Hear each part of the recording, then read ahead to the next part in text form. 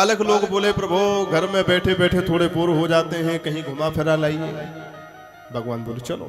सबको लेकर के वन भ्रमण के लिए द्वारकानाथ निकले। भगवान तो एक वृक्ष के नीचे आराम से पीठ को टिका करके अपने नेत्र बंद करके विश्राम करने लगे। बालक लोग कंदुक क्रीड़ा करने लगे, गेंद से खेलने लगे। खेलते खेलते एक बालक ने गेंद में इतनी जोर की ठोकर मारी, टप्पा खा करके गेंद पास के ही कुएं में गिर पड़ी।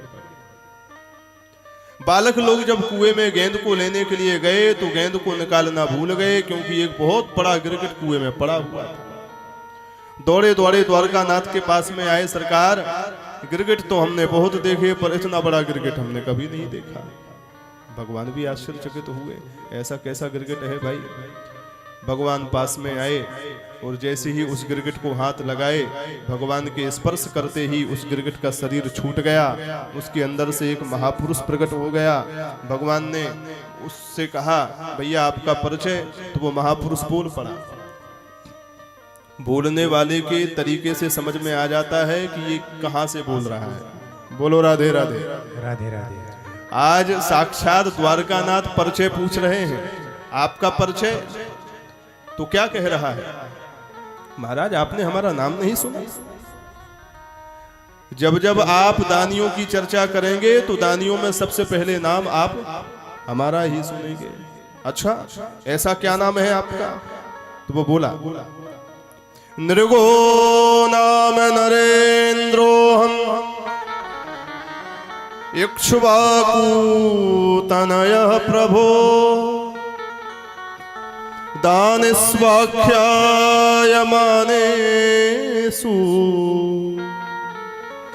यदि ते कर्णमस्पृशम्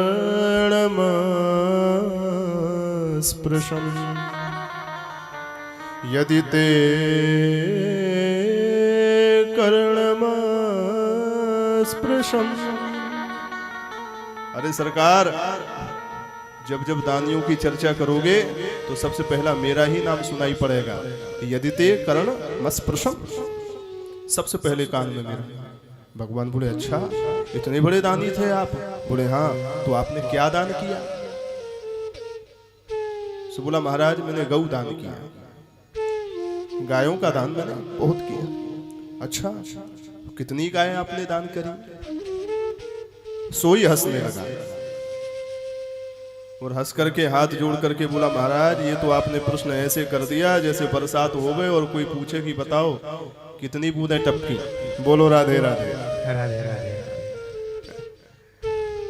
रात को अंधेरा हो जाए, तारे निकल आए तो कोई पूछे बताओ आकाश में कितने तारे तरैया निकली। पृथ्वी का दर्शन कोई करके कोई कहे कि बताओ इस पृथ्वी में कितने रजकण हैं। जैसे आकाश के तारों को गिनना असंभव, जिस प्रकार से पृथ्वी के रजकणों को गिनना असंभव, जिस प्रकार से बरसात की बूंदों को गिनना असंभव, ऐसे ही मुझ राजा नृग के द्वारा अपने जीवन काल में दी हुई गायों की गिनती करना असंभव।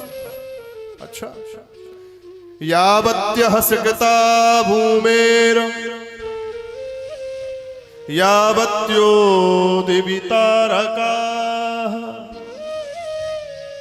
यावत्यो वर्षधाराश्च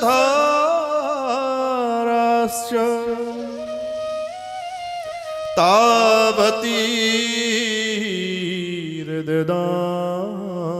स्मगा तावतीर्ददां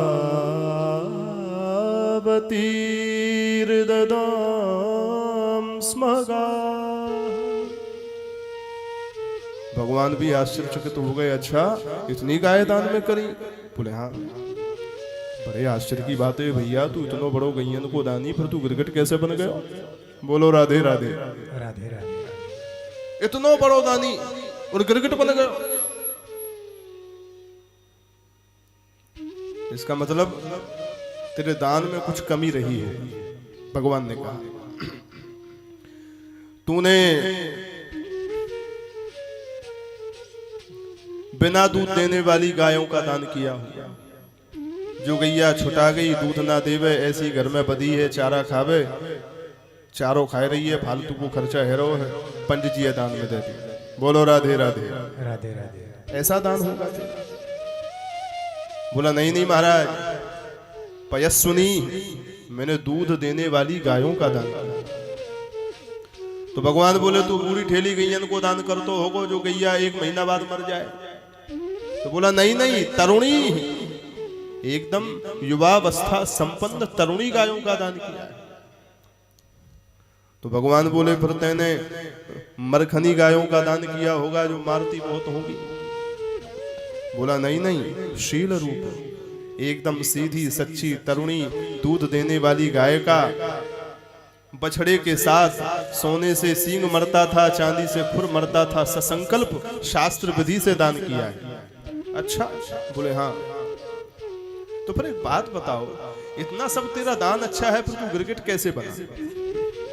गायों का स्वरूप तो तेरा बड़ा सुंदर है। पयस्विनी ही तरुणी शील रूप गुणोपपन्ना कपिला हेम श्रृंगी न्याया रजता रूप्य खुरा सबत्सा दुकूल माला भरणा ददाब भरणा ददाब हम। अरे राम राम राम, इतनी सुंदर गायों का दान किया फिर भी तू गिरगिट बन गया। महाराज श्री राजा नृग ने कहा महाराज दान तो बड़ा सुंदर था, बस मेरे से एक गड़बड़ हो गई। क्या गड़बड़ हो गई? बोले गड़बड़ यह हो गई कि मैंने एक पंडित जी को गैया दान में दे दी, ब्राह्मण देवता दान की हुई गाय को लेकर के अपने घर चले गए और रात के अंधेरे में वह गैया ब्राह्मण के घर से भाग करके मेरी गायों के झुंड में आकर के मिल गई और वही गाय मैंने अगले दिन दूसरे ब्राह्मण को दान में संकल्प करके दे दी। ये वाले लेकर के जा रहे थे, पहले वाले ढूंढते हुए चले आ रहे थे। दोनों ब्राह्मण रास्ते में मिल गए, आपस में झगड़ने लग गए। वो कहता है ये गैया मेरी, वो कहता है ये गैया मेरी। दोनों में झगड़ा हो गया। झगड़ा लेकर के मेरे पास में आए और कहा बताओ राजन, ये गाय आपने किसको दी? मैं तो आश्चर्यचकित हो गया, कल इनको दी, आज इनको दी, अब मैं किसकी कहूं? मैंने ब्राह्मणों को समझाते हुए कहा कि आप दोनों में से कोई एक मान जाओ और उसके बदले में 100, 1000, 10,000, लाख जितनी गाय चाहिए हो उतनी गाय ले जाओ, पर एक बस कोई मान जाओ। पर दोनों ही ब्राह्मण बोले महाराज हम गैया लेंगे तो यही लेंगे। बोलो राधे राधे। राधे राधे। क्योंकि जब जब यजमान से दान लिया जाता है तब यजमान दान का संकल्प करता है और दान का संकल्प ब्राह्मण यजमान से लेते ही ब्राह्मण का पुण्य क्षीण होता है। हम एक बार पुण्य क्षीण करवा चुके, बार बार थोड़ी करवाएंगे। गैया लेंगे तो यही लेंगे। दूसरा कहता है कि अरे जब ये गाय मेरी है, मैं अभी अभी लेकर के आया हूं, तो फिर तेरा क्या है इसके पर अधिकार? तो पहले वाला कहता है तू तो अभी लिया है, हम तो एक दिन पहले ही ले चुके हैं। बोलो राधे राधे। राधे राधे। और महाराज परिणाम ये हुआ, राजा नृग कहता है वह दोनों ही ब्राह्मण उस गैया को मेरे घर के दरवाजे पर छोड़कर चले गए, कोई नहीं ले गया। ब्राह्मण को दिया हुआ धन मेरे पास में रह गया और उसी धन के कारण मैं गिरगिट बन गया। पर आज मेरे पुण्योदय हुए हैं, मैं मर करके गया तो यमराज ने कहा कि आपने जीवन में पुण्य बहुत किया है, पाप थोड़ा सा बन गया है अनजाने में, पहले पुण्य भोगना चाहोगे कि पाप? मैंने कहा पहले थोड़ा सा पाप भुगा दो, पर इकट्ठा पुण्य भोगेंगे। इतना कहते ही मैं गिरगिट बन गया। आज पुण्योदय हो गए, भाग्योदय हो गया, तो श्री आप साक्षात ठाकुर जी का प्रत्यक्ष दर्शन हो गया। अब आज्ञा दीजिए प्रभु, मैं जा रहा हूँ अपने लोक को। भगवान को प्रणाम करके प्रदक्षिणा करके अपने निज लोक को चला गया। भगवान ने तुरंत अपने समस्त बच्चों को सामने बैठाया और स्वयं वृक्ष के नीचे आसन पर बैठ करके भगवान ने बच्चों को समझाया और कहा, सुनो सुनो,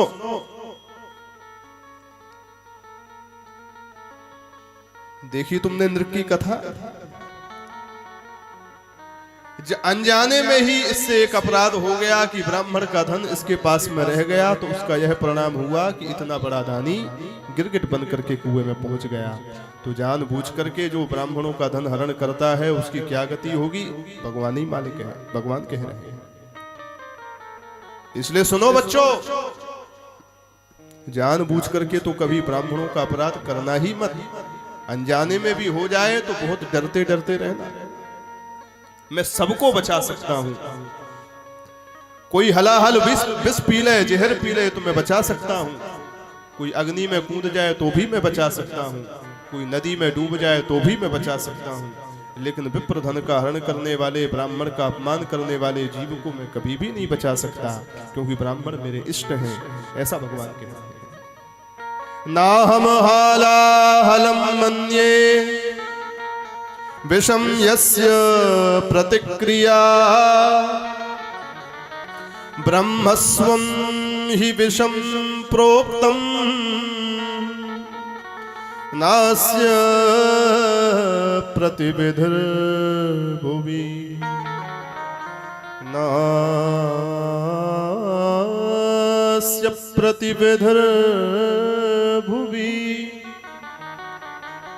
भगवान कह रहे हैं, भगवान कहते हैं, अरे सुनो सुनो, जहर को तो जो पिएगा वही मरेगा, आग में तो जो कूदेगा वही मरेगा, नदी में तो जो डूबेगा वही मरेगा।